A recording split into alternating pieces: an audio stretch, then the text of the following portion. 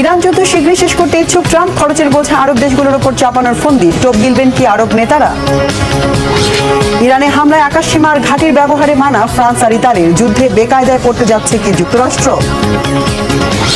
আইন করে ফিলিস্তিনিদের মৃত্যুর দুয়ারে পাঠানোর রাস্তা উন্মুক্ত, ইসরায়েলের নয়া চক্রান্তে ইউরোপের পাল্লা হেলেছে কোন দিকে? ইরান যুদ্ধের শুরুটা সরকার পতনের অজুহাতে হলেও সময় পরিক্রমায় এটি ঠেকেছে হরমুজ প্রণালীতে। হুমকি ধামকিতে হরমুজের অবরোধ তুলতে ব্যর্থ হয়ে শেষমেশ এটি ছাড়াই যুদ্ধ শেষ করতে আগ্রহী মার্কিন president Donald Trump.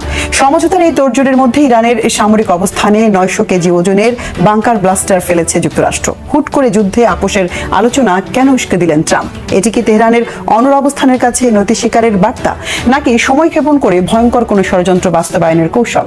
Sanjida Islam তন্নির ডেস্ক রিপোর্ট।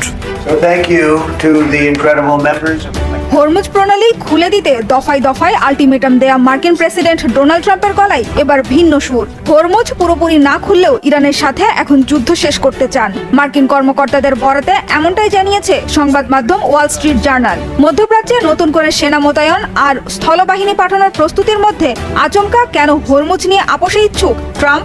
একই ইরানের কাছে নতি স্বীকারের ইঙ্গিত, নাকি ইরানকে কাবু করতে আরো গভীর ষড়যন্ত্রের জাল বুনছে যুক্তরাষ্ট্র? and that's not fair, and we have to remember that as a country. সর্বোচ্চ 4 থেকে 6 সপ্তাহের মধ্যে ইরান অভিযানের ইতি টানার পরিকল্পনা ছিল ট্রাম্পের, কিন্তু জোর করে হরমুজ প্রণালী অবরোধ তোলার চেষ্টায় যুদ্ধ আরো দীর্ঘস্থায়ী হওয়ার আশঙ্কায় আছেন তিনি। মার্কিন কর্মকর্তারা জানিয়েছেন, সংঘর্ষ দীর্ঘস্থায়ী হলে প্রভাব পড়বে যুদ্ধের বাজেটে। সময় পেরোনোর সাথে সাথে যুক্তরাষ্ট্রের হিমশিম অবস্থা প্রকাশ্যে আসায় যা ধরা দিচ্ছে প্রকটভাবে। হোয়াইট হাউস জানিয়েছে, আরব দেশগুলোর থেকে ইরান যুদ্ধের খরচ তোলার পরিকল্পনাও আছে ট্রাম্পের। হরমুজ প্রণালী নিয়ে যখন ট্রাম্পের সুর নরম হওয়ার ইঙ্গিত, তখন ওই অঞ্চল দিয়ে চলাচলকারী জাহাজ থেকে টোল আদায়ের পরিকল্পনায় অনুমোদন দিয়েছে ইরানের পার্লামেন্টারি কমিটি। এতে এখন থেকে নির্ধারিত পরিমাণ টোল দিলে হরমুজ প্রণালী দিয়ে জাহাজ পারাপারের রাস্তা খুলবে। যদিও যুক্তরাষ্ট্র ও ইসরায়েল সহ ইরানের বিরুদ্ধে নিষেধাজ্ঞা দেওয়া দেশগুলোর জাহাজ কালো তালিকাভুক্তই থাকবে। and an unlawful use of force. এদিকে পাকিস্তানের মধ্যস্থতায় যুক্তরাষ্ট্রের পাঠানো 15 দফা শান্তি প্রস্তাবও প্রত্যাখ্যান করেছে ইরান। যুদ্ধবিরতির বিষয়ে আগেই সিদ্ধান্তে অটল তেহরান জানিয়েছে, যুদ্ধ শুরুর পর যুক্তরাষ্ট্রের সাথে কোনো আলোচনাই হয়নি। 15 দফা শান্তি প্রস্তাবের নামে অত্যন্ত অবাস্তব এবং অযৌক্তিক দাবি তুলে ধরেছে যুক্তরাষ্ট্র। পাকিস্তান তার প্রতিবেশী দেশগুলোর সঙ্গে যে বৈঠক করেছে তা তাদের নিজেদেরই তৈরি করা একটি কাঠামো। আমরা এই কাঠামোতে অংশগ্রহণ করিনি। আমাদের অবস্থান সুস্পষ্ট। আমরা কোনো সিদ্ধান্তে পৌঁছালে তা স্পষ্টভাবে ঘোষণা করব। শুধু ইরান নয়, লেবানন আর ইরাকেও হামলা চালিয়েছে যুক্তরাষ্ট্র আর ইসরায়েলের যৌথ বাহিনী। ক্ষতিগ্রস্ত হয়েছে ইরাকের 2টি প্যারামিলিটারি ঘাঁটি। লেবাননে হামলায় নিহত হয়েছে জাতিসংঘের 3 শান্তিরক্ষী। জবাব দিচ্ছে ইরান, লেবাননের সশস্ত্র গোষ্ঠী হিজবুল্লাহ আর ইয়েমেনের হুথি বাহিনী। ইসরায়েলে 24 ঘন্টায় 43টি হামলার দাবি করেছে হিজবুল্লাহ। এছাড়া মধ্যপ্রাচ্যে মার্কিন ঘাঁটি লক্ষ্য করে হামলা জারি রেখেছে ইরান। কুয়েত পেট্রোলিয়াম কর্পোরেশন জানিয়েছে, দুবাই বন্দরে বিশাল আল সালামি তেল ট্যাঙ্কারে ইরানের হামলায় আগুন লেগেছে। এতে প্রচুর তেল সমুদ্রের পানিতে ছড়িয়ে পড়ার আশঙ্কা রয়েছে। এদিকে বেসামরিক অবকাঠামোয় ইরানের হামলার তীব্র নিন্দা জানিয়েছেন সৌদি যুবরাজ মোহাম্মদ বিন সালমান, কাতারের আমির Sheikh Tamim bin Hamad Al Thani এবং জর্ডানের বাদশাহ দ্বিতীয় আব্দুল্লাহ। এদিকে ইরান যুদ্ধের খরচ আরব দেশগুলো থেকে তোলার ফন্দি আঁটছেন পুরো দস্তুর ব্যবসায়ী মার্কিন প্রেসিডেন্ট ডোনাল্ড ট্রাম্প। আরব নেতাদের মাথায় খরচের বোঝা চাপাতে নয়া অজুহাত গেলানোর চেষ্টা চলছে। সুচতুর এই নেতার দাবি, মধ্যপ্রাচ্যের স্থিতিশীলতা রক্ষায় বেশি ঝুঁকিতে থাকা দেশগুলোকে যুদ্ধের খরচ পরিশোধের দায়িত্ব নিতে হবে। ট্রাম্পের কৌশলী টোপ গিলবেন কি আরব নেতারা? ইরানের বিরুদ্ধে অর্থায়নে এগিয়ে আসবে কি সৌদি আরব, সংযুক্ত আরব আমিরাত বা উপসাগরীয় রাষ্ট্রগুলো? ডেস্ক রিপোর্টে জানাচ্ছেন ইমরান মাহমুদ। ইরানের বিরুদ্ধে যুদ্ধ চালিয়ে নিতে আরব দেশগুলো থেকে আর্থিক সহায়তা নিতে ইচ্ছুক ট্রাম্প। সম্প্রতি এমন কথা জানিয়েছে হোয়াইট হাউস। ট্রাম্পের মতে, ইরানের হামলার সরাসরি প্রভাব পড়েছে আরব রাষ্ট্রগুলোর উপর। তাই এই অঞ্চলের স্থিতিশীলতা রক্ষায় যুদ্ধের আর্থিক দায়িত্ব বা বিল আরব দেশগুলোরই পরিশোধ করা উচিত। ট্রাম্পের আমেরিকা ফার্স্ট নীতির অংশ হিসেবে তিনি মনে করেন, মার্কিন করদাতাদের অর্থ অন্য দেশের সুরক্ষায় ব্যয় না করে সংশ্লিষ্ট দেশগুলো থেকেই তার সংগ্রহ করা উচিত। এমন অবস্থায় প্রশ্ন উঠেছে, মুসলিম দেশ ইরানকে ছেড়ে সত্যি কি ট্রাম্পের পাশে দাঁড়াবে আরব রাষ্ট্রগুলো? বিশ্লেষকদের মতে, ট্রাম্প মূলত পারস্য উপসাগরীয় অঞ্চলের তেল সমৃদ্ধ দেশগুলোর দিকে ইঙ্গিত করছেন। এর মধ্যে উল্লেখযোগ্য হল সৌদি আরব, সংযুক্ত আরব আমিরাত এবং বাহরাইন। সানডে গার্ডিয়ানের মতে এই দেশগুলো ঐতিহাসিকভাবেই ইরানের আঞ্চলিক আধিপত্য এবং পরমাণু কর্মসূচির ঘোর বিরোধী। ট্রাম্পের বিশ্বাস, যেহেতু ইরান এই দেশগুলোর জন্য সরাসরি হুমকি, তাই তাদের প্রতিরক্ষা নিশ্চিত করতে মার্কিন সামরিক শক্তি ব্যবহারের বিনিময়ে এই দেশগুলো অর্থায়ন করবে। সৌদি আরব এবং ইরান গত কয়েক বছরে চীনের মধ্যস্থতায় কূটনৈতিক সম্পর্ক পুনঃস্থাপন করলেও গুঞ্জন ওঠে ইরানে হামলার জন্য ট্রাম্পকে চাপ দিয়েছিল সৌদি, যদিও এই বিষয়ে কোনো স্পষ্ট বার্তা দেয়নি রিয়াদ। সৌদির পাশাপাশি ইরানের বিরুদ্ধে যুদ্ধ চালিয়ে যেতে ট্রাম্পকে অনুরোধ করেছে আরব আমিরাতও। এদিকে মোহাম্মদ বিন সালমানকে নিয়ে ট্রাম্প প্রকাশ্যে কুরুচিপূর্ণ মন্তব্য করলেও জবাবে কিছুই বলেনি রিয়াদ। এমন পরিস্থিতিতে প্রশ্নটি আরও জোরালো হচ্ছে যে আরব দেশগুলো কি সত্যিই তাদের মুসলিম প্রতিবেশী ইরানের বিরুদ্ধে যুদ্ধে সরাসরি অর্থায়ন করবে? বিশেষজ্ঞদের মতে সংযুক্ত আরব আমিরাত এবং সৌদি আরব সরাসরি কোনো বড় যুদ্ধে জড়ানোর চেয়ে কূটনৈতিক সমাধানকে অগ্রাধিকার দিচ্ছে। তবে ট্রাম্পের কঠোর চাপ এবং নিরাপত্তার গ্যারান্টি থাকলে তারা পর্দার আড়ালে অর্থায়ন করতে পারে, কিন্তু প্রকাশ্যে অন্য একটি মুসলিম দেশের বিরুদ্ধে যুদ্ধের ব্যয় বহন করা তাদের অভ্যন্তরীণ রাজনীতি এবং মুসলিম বিশ্বের ভাবমূর্তির জন্য ঝুঁকিপূর্ণ হতে পারে। এদিকে ইরানের অবস্থান একেবারে স্পষ্ট। দেশটি আগেও ঘোষণা দিয়েছে যে যেসব উপসাগরীয় দেশ যুক্তরাষ্ট্রকে আর্থিক বা সামরিকভাবে সাহায্য করবে তারা হবে তেহরানের বৈধ লক্ষ্যবস্তু। ইতোমধ্যে সৌদি আরব আমিরাত বা কুয়েতের মতো দেশে থাকা মার্কিন ঘাঁটিতে ব্যাপক হামলা চালিয়েছে ইরান। মধ্যপ্রাচ্যে আমেরিকার সব ঘাঁটি গুঁড়িয়ে দেওয়ারও দাবি করছে তেহরান। বিশ্লেষকরা বলছেন ট্রাম্পের এই প্রস্তাব মধ্যপ্রাচ্যকে একটি নতুন সংঘাতের দিকে ঠেলে দিতে পারে। যুদ্ধের খরচ আদায়ের এই নীতি যদি কার্যকর হয় তবে তা কেবল ইরান নয়, সমগ্র অঞ্চলের অর্থনীতির উপর বিশাল প্রভাব ফেলবে। এখন দেখার বিষয় আরব দেশগুলো তাদের দীর্ঘদিনের শত্রুতা ভুলে ইরানের সাথে সমঝোতা করে নাকি মার্কিন সামরিক ছত্রছায়ার জন্য বিপুল অর্থ ব্যয়ে রাজি হয়। ইরানের সামরিক অভিযান এপিক ফিউরি শুরু করে মিত্রদের পাশে পাওয়া তো দূরের কথা, প্রতিনিয়ত অপ্রত্যাশিত দূরত্বের জটিল অভিজ্ঞতার মুখে পড়েছে যুক্তরাষ্ট্র। এরই ধারাবাহিকতায় এবার নিজেদের আকাশসীমায় মার্কিন যুদ্ধ বিমানের উপস্থিতি নিষিদ্ধ করেছে স্পেন। একই পথে হাঁটছে ইতালি। মধ্যপ্রাচ্যের অভিযানে থাকা মার্কিন বিমানগুলোকে সিসিলির সিগোনেলা বিমান ঘাঁটি ব্যবহার করতে মানা করা হয়েছে। অবস্থা এমন যে ইউরোপের বেশিরভাগ দেশই এখন ইরানে হামলার প্রশ্নে যুক্তরাষ্ট্রের পাশে না দাঁড়ানোর অবস্থানে। এতে কোন দিকে মোড় নিচ্ছে ইরান যুদ্ধ? ইউরোপের মিত্ররা মুখ ফিরিয়ে নেয় কি ধরনের সমস্যায় পড়তে পারে মার্কিন বাহিনী? মোর্শেদ আলমের ডেস্ক রিপোর্ট।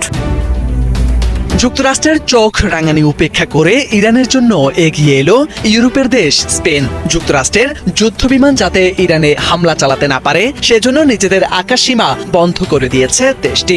শুধু তাই নয়, স্পষ্ট ভাষায় জানিয়ে দেওয়া হয়েছে এই যুদ্ধে জড়িত কোনো কর্মকাণ্ডে স্পেন তার আকাশ বা সামরিক ঘাঁটি ব্যবহারের অনুমতি দেবে না। স্পেনের প্রভাবশালী দৈনিক এল পাইস প্রথম এই তথ্য প্রকাশ করে। পরে দেশটির প্রতিরক্ষা মন্ত্রী মার্গারিতা রোবলেস ফার্নান্দেজ আনুষ্ঠানিকভাবে বিষয়টি নিশ্চিত করেন। বলেন, ইরান যুদ্ধ সম্পূর্ণ বেআইনি ও অন্যায়। এমন অবস্থান থেকেই এই সিদ্ধান্ত নেওয়া হয়েছে। এদিকে ব্রিটিশ প্রধানমন্ত্রী আবারও ঘোষণা দিয়ে বলেছেন এই যুদ্ধে তারা জড়াবেন না। সব মিলিয়ে প্রায় গোটা ইউরোপ এই যুদ্ধে না জড়ানোর ঘোষণা দিয়েছে। আমেরিকার পাশে এখন কোনো মিত্র নেই, আছে শুধু বর্বর ইসরায়েল। তবে স্পেনের এই ঘোষণার ফলে যুক্তরাজ্য সহ ইউরোপের বিভিন্ন দেশ থেকে মধ্যপ্রাচ্যে হামলা চালাতে যাওয়া মার্কিন যুদ্ধ বিমানগুলো এখন স্পেনের আকাশসীমা এড়িয়ে দীর্ঘ পথ ঘুরে যেতে হবে। যদিও জরুরি পরিস্থিতিতে এই নিষেধাজ্ঞা শিথিল হতে পারে। স্পেনের প্রধানমন্ত্রী পেদ্রো সানচেজ শুরু থেকে এই যুদ্ধের তীব্র সমালোচক। তিনি সব পক্ষকে সংযমের আহ্বান জানিয়ে বলেছেন, একটি বেআইনি কাজের জবাব আরেকটি বেআইনি কাজ দিয়ে দেওয়া যাবে না। তার এই অবস্থান ওয়াশিংটনের সঙ্গে সম্পর্কের টানাপোড়েন তৈরি হয়েছিল। ইতিমধ্যে যুক্তরাষ্ট্রের প্রেসিডেন্ট ডোনাল্ড ট্রাম্প স্পেনের বিরুদ্ধে বাণিজ্য বন্ধের হুমকি দিয়েছেন। তবে স্পেন সরকার বলছে এটি নতুন কোনো সিদ্ধান্ত নয়, বরং আন্তর্জাতিক আইন লঙ্ঘনকারী যুদ্ধে অংশ না নেওয়ার আগের অবস্থানেরই ধারাবাহিকতা এটি। তবে দ্বিপাক্ষিক চুক্তির আওতায় ইউরোপে মোতায়েন থাকা মার্কিন সেনাদের নিয়মিত সরবরাহ কার্যক্রমে স্পেনের ঘাঁটিগুলো ব্যবহারের সুযোগ থাকছে। সব মিলিয়ে ইরান যুদ্ধ এখন শুধু যুদ্ধক্ষেত্রেই নয়, কূটনীতি ও জোট রাজনীতিতেও নতুন উত্তেজনা তৈরি করছে। ইরানের উপর চাপিয়ে দেয়া যুক্তরাষ্ট্র ইসরায়েলের যুদ্ধের কুপ্রভাবে লাগামহীন ঘোড়ার মতো ছুটছে জ্বালানি তেলের বাজার। ওয়েস্ট টেক্সাস ইন্টারমিডিয়েট WTI এর অপরিশোধিত তেলের দাম গত 30 দিনে বেড়েছে 50 থেকে 60% পর্যন্ত। মঙ্গলবার সকালে WTI এবং ব্রেন্ট ক্রুডের দর ছিল ব্যারেল প্রতি $107 বেশি। যুদ্ধ দীর্ঘস্থায়ী হলে তেল সমৃদ্ধ দেশগুলোর উৎপাদন বাধাগ্রস্ত হলে তেলের দাম আরো বাড়ার আশঙ্কা করছেন বিশ্লেষকরা। নতুন করে বৈশ্বিক মন্দার আশঙ্কা এড়াতে পারবে কি বিশ্ব? বিস্তারিত মীর ফজল রাব্বির ডেস্ক রিপোর্টে। ইরানের সঙ্গে চলমান যুদ্ধের প্রভাবে অস্থিতিশীল হয়ে উঠেছে বিশ্বের আর্থিক খাত ও জ্বালানি বাজার। যুদ্ধের উত্তাপে আন্তর্জাতিক বাজারে অপরিশোধিত জ্বালানি তেলের দাম বেড়ে আবারও $100 মাইলফলক ছাড়িয়ে গেছে। মধ্যপ্রাচ্যে চলমান যুদ্ধের প্রভাবে বিশ্ববাজারে জ্বালানি তেলের দাম আকাশচুম্বী হয়ে উঠেছে। আন্তর্জাতিক বাজারে অপরিশোধিত ব্রেন্ট ক্রুডের দাম 3% বেশি বেড়ে ব্যারেল প্রতি $116 ছাড়িয়েছে। গত 19 মার্চের পর তেলের এই দাম সর্বোচ্চ। 30 মার্চ কাতার ভিত্তিক সংবাদ মাধ্যম আল জাজিরা এ খবর জানিয়েছে। যুদ্ধের আগে যেখানে প্রতি ব্যারেল জ্বালানির দাম ছিল মাত্র $72 কাছাকাছি, সেখানে মাত্র 1 মাসের ব্যবধানে এই বিশাল মূল্যবৃদ্ধি বিশ্ব অর্থনীতিতে নতুন করে উদ্বেগের সৃষ্টি করেছে। বাজার বিশ্লেষকদের মতে জ্বালানি তেলের এই অস্বাভাবিক দাম বাড়ার মূল কারণ হল বিনিয়োগকারীদের মধ্যে সরবরাহ বন্ধ হওয়ার আশঙ্কা। ইরান বিশ্বের অন্যতম প্রধান তেল উৎপাদনকারী দেশ হয় তাদের উপর নিষেধাজ্ঞা ও যুদ্ধের প্রভাব সরাসরি বৈশ্বিক বাজারে পড়ছে। এছাড়া লোহিত সাগরে হুতি বিদ্রোহীদের তৎপরতা এবং সৌদি আরবের তেল স্থাপনা লক্ষ্য করে চালানো সাম্প্রতিক হামলাগুলো তেলের বাজারে আগুনের মতো কাজ করেছে। যদি এই যুদ্ধ দীর্ঘস্থায়ী হয় এবং তেল সমৃদ্ধ দেশগুলোর উৎপাদন ক্ষমতা ক্ষতিগ্রস্ত হয়, তবে অদূর ভবিষ্যতে তেলের দাম আরও বাড়বে বলে ধারণা করছেন বিশ্লেষকেরা। এশিয়ার অনেক দেশের জ্বালানি আমদানির একটি বিশাল অংশ আসে মধ্যপ্রাচ্য থেকে এবং এই আমদানিকৃত জ্বালানি মূলত পারস্য উপসাগরের হরমুজ প্রণালী হয়ে প্রবাহিত হয়। এই বাণিজ্য যেহেতু অত্যন্ত নিয়মিতভাবে চলে, তাই ব্যবসায়িক দিক থেকে বিপুল পরিমাণ তেল বা জ্বালানি পণ্য আগাম মজুত করে রাখার প্রয়োজনীয়তা তারা বোধ করেননি। আর এই মজুত কম থাকার কারণেই বর্তমান পরিস্থিতিতে এশিয়া অঞ্চলের দেশগুলো বেশ ঝুঁকিপূর্ণ বা নাজুক অবস্থায় রয়েছে। পণ্য পরিবহনে বিঘ্ন ঘটার মাধ্যমে বর্তমান বিশ্বের পুরো বাণিজ্যিক ব্যবস্থাই এখন ক্ষতিগ্রস্ত হচ্ছে। সব ক্ষেত্রেই এই সংকটের প্রভাব পড়ায় ভবিষ্যতে শ্রমবাজারও সংকটের মুখে পড়তে পারে বলে মনে করছেন এই বিশ্লেষক। আমাদের প্রাত্যহিক জীবনের যাতায়াত খরচ থেকে শুরু করে খাবার ও নিত্য পণ্যের দাম সবই বেড়ে যাচ্ছে। এমনকি বিশ্বজুড়ে বিদ্যুৎ উৎপাদন খরচও বৃদ্ধি পাচ্ছে, যা সরাসরি ব্যবসা বাণিজ্যের মুনাফায় নেতিবাচক প্রভাব ফেলছে। এর ফলে ভবিষ্যতে বড় ধরনের কর্মী ছাঁটাইয়ের আশঙ্কা রয়েছে এবং পুরো বিশ্ব একটি অর্থনৈতিক মন্দার কিনারে গিয়ে দাঁড়িয়েছে। যুক্তরাষ্ট্র ইরানে স্থল অভিযান চালাতে পারে। তেহরানের এমন আশঙ্কার পর জ্বালানি বাজারে এই অস্থিরতা শুরু হয়েছে। তেলের দাম বাড়ার সমান্তরালে এশিয়ার পুঁজিবাজারেও বড় ধস নেমেছে। সোমবার সকালেই জাপানের নিক্কেই 225 এবং দক্ষিণ কোরিয়ার কোসপি ইন্ডেক্সে 4% বেশি দরপতন হয়েছে। এবার আইনে ভর করে ফিলিস্তিনিদের দুনিয়া থেকে সরিয়ে দেয়া বা জীবন ছাড়খাড় করার ঘৃণ্য খেলায় মেতে ওঠার অস্ত্র হাতে পেল ইসরায়েল। শুধু ফিলিস্তিনিদের জন্য মৃত্যুদণ্ডের বিতর্কিত আইন পাশ করেছে ইসরায়েলের পার্লামেন্ট। এই ঘটনায় বিশ্বজুড়ে নিন্দার ঝড় উঠলেও নির্লিপ্ত বেনিয়ামিন নেতানিয়াহুর সরকার। জাতিসংঘের পাশাপাশি একে গণতন্ত্র পরিপন্থী বলেছে যুক্তরাজ্য, ফ্রান্স, জার্মানি, ইতালি সহ ইউরোপীয় দেশগুলো। যদিও ইসরায়েলের এই পদক্ষেপের প্রতি সংহতি জানিয়েছে বিশ্ব মানবাধিকারের পক্ষে সোচ্চার যুক্তরাষ্ট্র। হিজল জুবাইরের ডেস্ক রিপোর্টে বিস্তারিত। কেবল ফিলিস্তিনিদের জন্য চরম বিতর্কিত ও বৈষম্যমূলক মৃত্যুদণ্ড আইন পাশ করেছে ইসরায়েল। 30 মার্চ ইসরায়েলি পার্লামেন্ট নেসেটে পাশ হওয়া ওই আইনের মাধ্যমে ফিলিস্তিনিদের জন্য মৃত্যুদণ্ডকে একটি স্বয়ংক্রিয় সাজা হিসেবে নির্ধারণ করা হয়েছে। এ বিষয়ক বিলটি পার্লামেন্টে 62-48 ভোটে পাশ হয়। প্রধানমন্ত্রী বেনিয়ামিন নেতানিয়াহু ও কট্টর ইহুদিবাদী দলগুলোর পার্লামেন্ট মেম্বাররা এই বিলের পক্ষে ভোট দেন। ভোটাভুটির আগে এই আইনের প্রতি সমর্থন জানিয়ে ফাঁসির দড়ির আকৃতির একটি ল্যাবেল পিন করেছিলেন ইসরায়েলের কট্টর ডানপন্থী জাতীয় নিরাপত্তা মন্ত্রী বেন গভির। ভোটের পর সামাজিক যোগাযোগ মাধ্যম এক্সে ব্যাপক উচ্ছ্বাস জানিয়ে তিনি লেখেন, আমরা ইতিহাস গড়েছি, বাস্তবায়ন করেছি প্রতিশ্রুতি। শুধু তাই নয়, আইনটি পাশের পর পার্লামেন্ট কক্ষেই শ্যাম্পেন নিয়ে উদযাপনে মেতে ওঠেন এই কট্টর ইহুদিবাদী। এএফপি, আল জাজিরা সহ বিভিন্ন সংবাদ মাধ্যমের খবরে বলা হয়, আইনটি মূলত অধিকৃত পশ্চিম তীরের ফিলিস্তিনিদের লক্ষ্য করে পাশ হয়েছে। আইন অনুসারে ইসরায়েলের সামরিক আদালত কোনো ফিলিস্তিনিকে সন্ত্রাসবাদী কর্মকাণ্ডের মাধ্যমে হত্যার জন্য দোষী সাব্যস্ত করলে তার সাজা হবে সরাসরি মৃত্যুদণ্ড। বিশেষ পরিস্থিতিতে সাজা কমিয়ে যাবজ্জীবন কারাদণ্ড করা যেতে পারে। অন্যদিকে একই অপরাধে ইহুদি ইসরায়েলিদের ক্ষেত্রে এই আইন কার্যকর হবে না।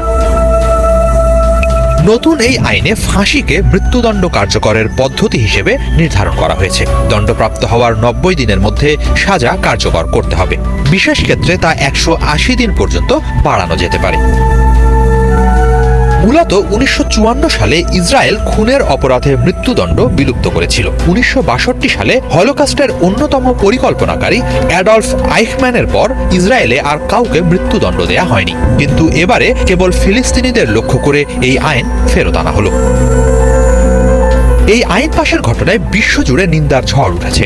যুক্তরাজ্য, ফ্রান্স, জার্মানি, ইতালি সহ ইউরোপীয় দেশগুলো গভীর উদ্বেগ জানিয়ে এই পদক্ষেপকে গণতান্ত্রিক নীতির পরিপন্থী বলে অভিহিত করেছে। জাতিসংঘের বিশেষজ্ঞরা বলছেন, এই আইনের আওতায় সন্ত্রাসবাদীর সংজ্ঞা নিয়ে অস্পষ্টতা আছে। এতে নিরীহ ফিলিস্তিনিদের ওপর এটির অপব্যবহারের গুরুতর ঝুঁকি রয়েছে। ফিলিস্তিনি কর্তৃপক্ষ ও হামাস এই আইনের তীব্র নিন্দা জানিয়ে বলেছে, ফিলিস্তিনি ভূমিতে ইসরায়েলের কোনো সার্বভৌমত্ব নেই। এই আইন মূলত ইসরায়েলের বিচার বহির্ভূত হত্যাকাণ্ডকে বৈধতা দেওয়ার চেষ্টা। অন্যদিকে যুক্তরাষ্ট্র বলেছে, সন্ত্রাসবাদের দায়ে দোষী ব্যক্তিদের জন্য নিজস্ব আইন ও শাস্তি নির্ধারণে ইসরায়েলের সার্বভৌম অধিকার রয়েছে এবং সেটিকে তারা সম্মান জানায়। দর্শক, এ ছিল আজকের মতো। সাথে থাকায় ধন্যবাদ।